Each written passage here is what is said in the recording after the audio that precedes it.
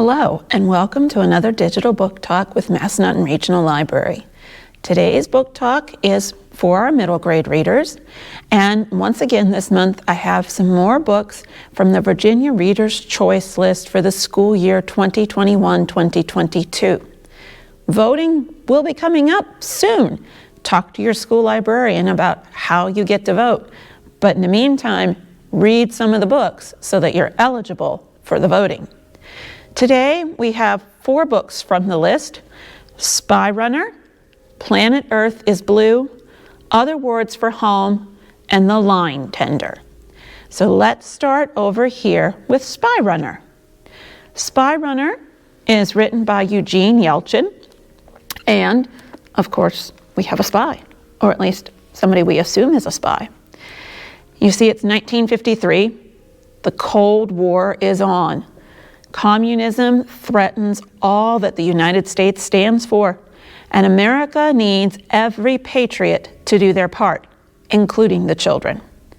So when a Russian boarder moves into the home of 12-year-old Jake McCulley, he's on high alert. Jake is a fan of the commie-fighting comic hero Spy Runner, and has no trouble finding plausible evidence that the new boarder, Mr. Shubin, is a spy. From the unkempt stranger's comment that his parents were Russian, to mysterious phone calls in the middle of the night, and a scary interview with a pair of heavies who claim to be FBI agents. But suspicion proves, just as it is now, it proves contagious. And suddenly, Jake's own best friend is shunning him. He's ostracized at school, and a black car is following him around town. What does the mysterious Mr. Shubin do with all of that photography equipment? Why did he choose to live so close to the Air Force Base?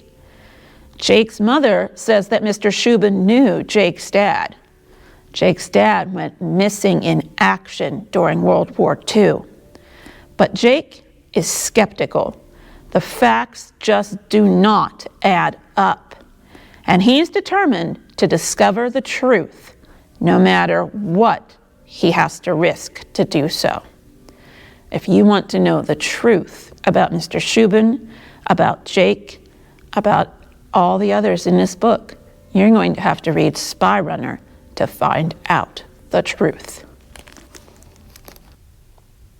Our second book today is Planet Earth is Blue by Nicole Panteleakos.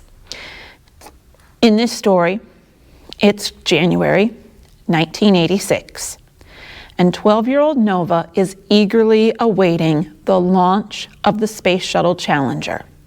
It's the first time that a teacher is going into space, and kids across America will watch the event on live TV in their classrooms. Nova and her big sister Bridget share a love of astronomy and the space program. They planned to watch the launch together, but Bridget has disappeared, and Nova is in a new foster home, alone. While foster families and teachers dismiss Nova as severely autistic and nonverbal, Bridget understands how intelligent and special Nova is, and all that she can express, although others don't seem to understand what she expresses. Anyhow, Bridget taught Nova the alphabet and read her novels such as Peter Pan. As the liftoff draws closer, Nova's new foster family and teachers begin to see her potential. And for the first time, she is making friends without Bridget. But every day, she's counting down to the launch and to the moment when she will see Bridget again. Because, as Bridget said, no matter what, I will be there, I promise. Now, I do want to warn you that because this story is set in the mid-1980s, 1986, The resources that were available to Nova are very few, and the language used about her diagnosis is hurtful. And though Bridget and Nova's new foster parents, Francine and Billy, are wonderfully supportive, the author's note at the end will help put into context some of the hurtful language that is used by the social workers and some of the other adults within the book. So just to be aware that language we use today wasn't necessarily used back then when discussing people who were nonverbal or autistic, and so there are some issues there with the language. Our third book today, Other Words for Home, is by Jasmine Ward. Now this book is a poem, so it's written as a free verse, and it's written in first person so that our main character is telling her story in these poems. So this book traces the internal journey of a young Syrian refugee adjusting to a new home and culture in the United States. Jude never thought that she would be leaving her beloved older brother and father behind and moving all the way across the ocean, but they stay in Syria. She comes to America. She comes to America with her mother, who is pregnant. So things have become volatile in their home in Syria. It's decided that it's safer for her and her mom to come here. They come and live with relatives in Cincinnati. Her father and her brother, as I said, stay behind. Her brother is an activist, so he wants to see change, and that's what he talks about all the time, and so he wants to be part of that. In the United States, Jude is warmly welcomed by her aunt and her uncle, but treated with cool indifference by her cousin, who immediately abandons her when they get to school, leaving her to navigate 7th grade in the United States all by herself. So Jude's in a new environment. Everything in America seems too fast, too loud.